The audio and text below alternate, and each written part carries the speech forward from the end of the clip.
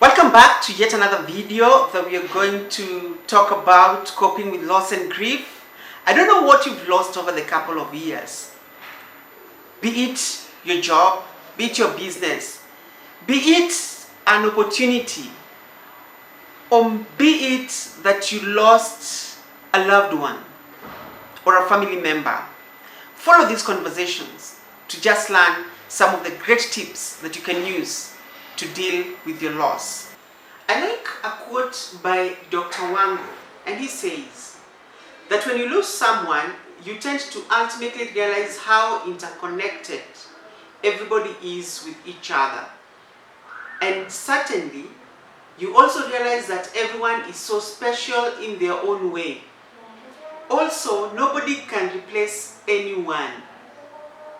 Everyone is unique and significant in their own ways. And this is by Dr. Geoffrey Wango of the University of Nairobi.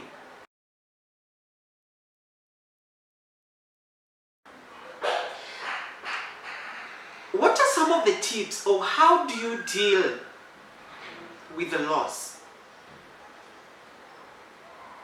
How would you deal with the loss? And I'm going to share with you some of the key tips that you can apply in your life as you're dealing and handling the loss that you have.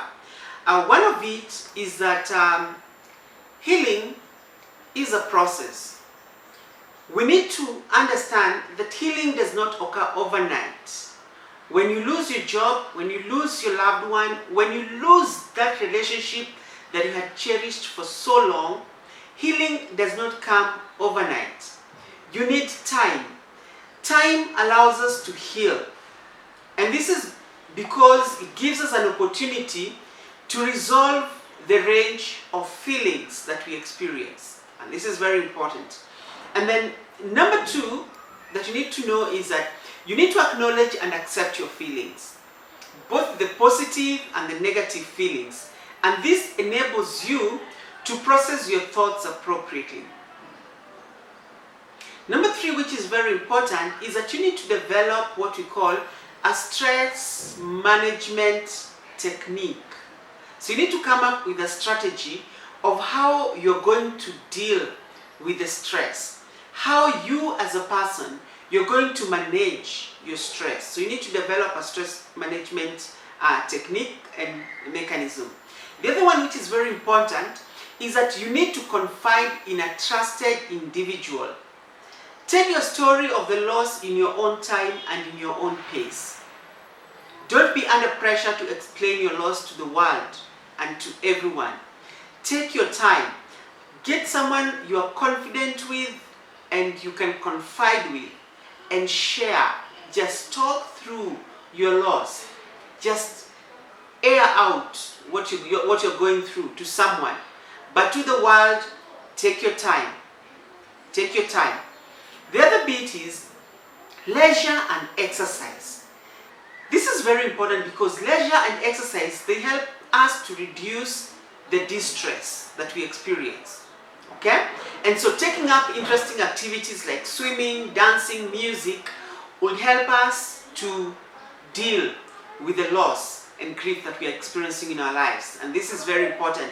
The other bit is that you can take a walk, or you can just go to the garden. Gardening also helps. I know there are people who just love sitting around animals because that's their pets, the cats and the dogs, because that also helps them in their healing process. So please take up a leisure activity. The other bit is identify any unfinished business in your life and try to come to an amicable solution. And this is very important. What do I mean? When you lose your job, probably you had that project that you had started and you hadn't finished, but now you've lost your job. You need to identify that unfinished business and come up with an amicable solution on how you're going to complete that unfinished business.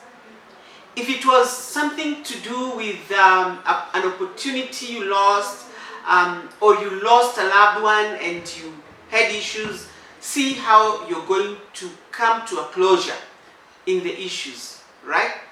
And the other one is that if the healing process become overwhelming for you, please seek professional help. Seek out, reach out to a counseling psychologist, or reach out to someone who can be able to give you that professional guidance to be able to manage and deal with the loss. Please use music and dance as one of the ways of expressing your feelings. Again, this is very important. Music and dance. Use music and dance as a way to express your feeling. And when you do that, you'll find that the healing process will be a little bit faster and you'll be able to cope with that. The other bit is that you can use painting and drawing to express your feeling. That means that you can just take a paper and a pen and just draw how you're feeling, right? Sometimes you may not want to draw, but you may just want to go to an artist and look at the pictures that they're selling and ask yourself, out of these pictures, which one basically explains and helps me in my grieving process, right? If you look at if you look right here, the picture you're seeing there of that child is a picture that I cherish a lot, because I look at it as a prayer that, Lord, give me my daily bread. And so we got this picture when I was going through a difficult point and bumped into the Maasai market, and as I was looking at those artistic things, this one caught my eyes and I was like, yes, this is the real deal, because it's speaking to my problem. And so pictures and paints, they help. So reach out to an artist who knows how to draw, or just walk into a Maasai market and look at the pictures and pick one that speaks to your problem and to your issue, and pick it up. So pictures and paints, they help a lot.